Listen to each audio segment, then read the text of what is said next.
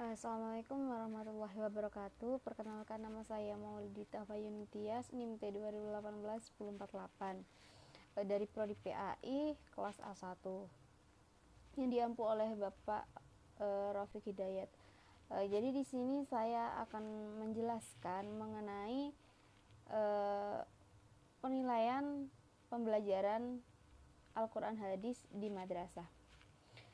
Jadi penilaian sendiri itu merupakan serangkaian kegiatan untuk memperoleh, menganalisis, atau menafsirkan data tentang proses dan hasil belajar peserta didik yang dilakukan secara sistematis dan berkesinambungan sehingga menjadi suatu informasi yang bermakna dalam pengambilan keputusan.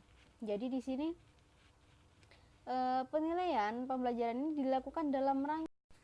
Nah, jadi dalam penilaian pembelajaran ini dilakukan untuk mengetahui tingkat keberhasilan peserta didik serta untuk mengetahui tingkat keberhasilan dalam proses pembelajarannya dalam mencapai tujuan pendidikan.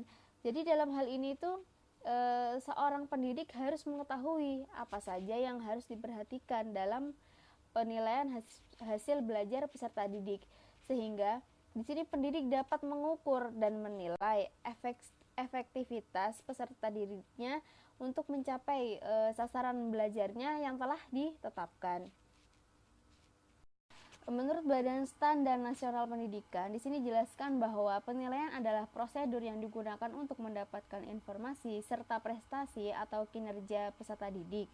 Dalam Peraturan Pemerintah Republik Indonesia Nomor 19 Tahun 2005 tentang Standar Nasional Pendidikan dalam bab 10 pasal 64 tentang penilaian hasil belajar kelompok dan mata pelajaran agama dan akhlak mulia. Di sini dilakukan melalui cara pengamatan terhadap perubahan perilaku dan sikap untuk menilai perkembangan afeksi dan kepribadian peserta didik.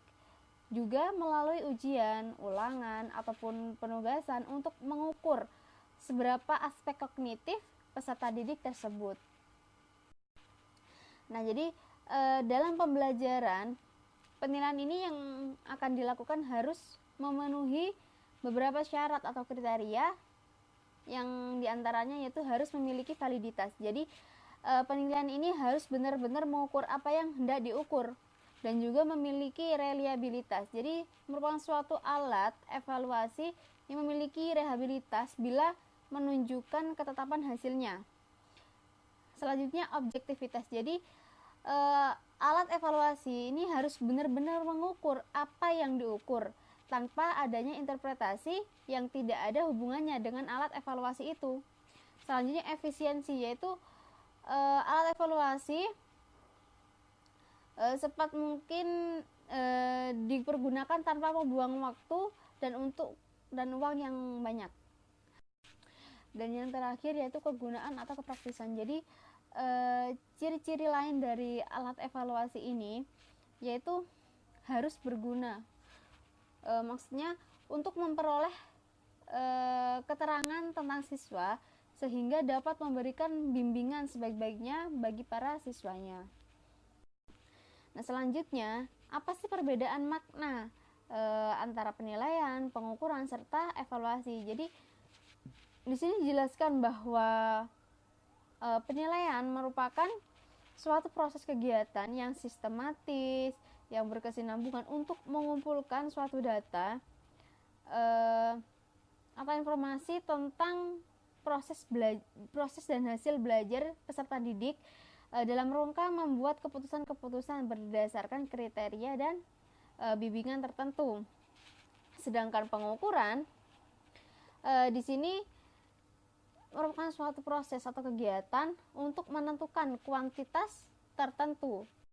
Nah, jadi dalam pengukuran ini harus menggunakan alat ukur, yaitu bisa menggunakan tes ataupun non-tes.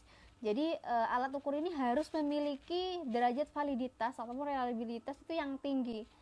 Biasanya kalau dalam bidang pendidikan itu menggunakan pengukuran berupa tes. Nah, sedangkan evaluasi di sini merupakan proses ataupun kegiatan pemilihan, pengumpulan, analisis, dan penyajian informasi yang dapat digunakan sebagai dasar pengambilan keputusan serta penyusun program selanjutnya. Nah, di sini saya menggambarkan perbedaan dari ketiganya tadi. Jadi, sebelum melakukan penilaian, di sini harus dilakukan dulu dengan pengukuran, yaitu bisa melakukan tes ataupun non tes. Tapi biasanya kalau dalam pendidikan itu menggunakan tes, bisa berupa soal ataupun lainnya.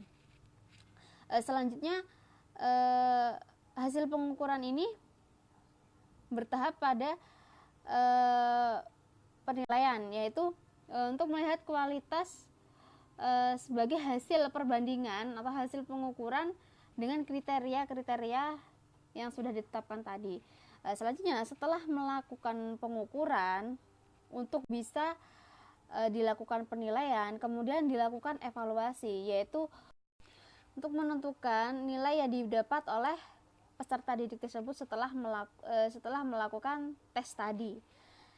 Jadi itulah tadi penjelasan mengenai penilaian, pembelajaran, perbedaan penilaian, pengukuran, serta evaluasi. Sekian dari saya, kurang lebihnya mohon maaf. Wassalamualaikum warahmatullahi wabarakatuh.